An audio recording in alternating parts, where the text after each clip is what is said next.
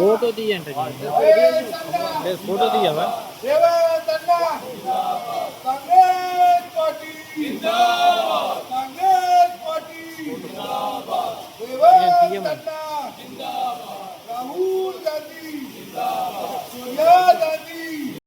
ముఖ్యమంత్రి గారు రైతు బాంధవుడు ఏ ఎన్నికల వాగ్దానం చేశామో రైతులకు రైతు భరోసా కింద సంవత్సరానికి 12,000 ఇవ్వడం జరుగుతుందని చెప్పడం జరిగింది.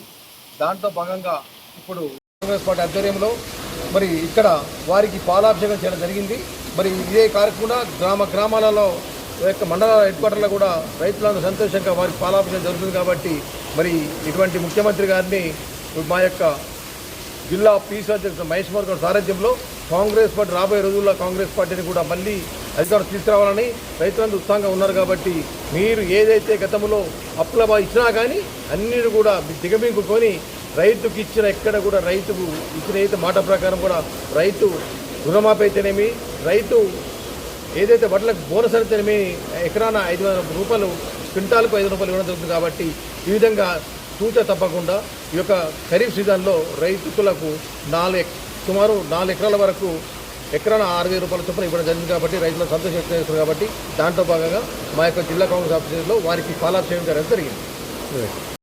వర్షాలు ఇప్పుడిప్పుడే స్టార్ట్ అవుతున్నవి. ఒక నెల మాసం లేట్ అయినా కానీ మరి నిన్ననే ముఖ్యమంత్రి గారు ఖమ్మంలో పెద్ద ఎత్తున బహిరంగ సభ ఏర్పాటు చేసి రైతు భరోసా కింద మొదటి విడతగా ఇప్పటి వరకు ఎకరానికి 4 ఎకరాల వరకు ఉన్న రైతులకు ఎకరానికి 6,000 రూపాయల చొప్పున రైతు భరోసా కింద వారి అకౌంట్లో ఇవ్వడం జరిగింది. కాబట్టి దీని అందరూ రైతులను సంతోషం వ్యక్తం చేస్తున్నారు. కాబట్టి వారికి దాంట్లో భాగంగానే ఇలా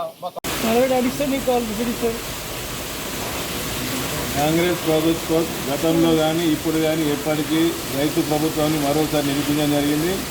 అయితే ఎన్నికల్లో హామీ ఇచ్చామో ఈరోజు రేవంత్ రెడ్డి గారు నిన్న ఖమ్మం సభలో రైతు భరోసా నిధులు 12,000కు ఈ పంటగా 6,000 ఎకరానికి 6,000 చొప్పున విడుదల చేయడం జరిగింది.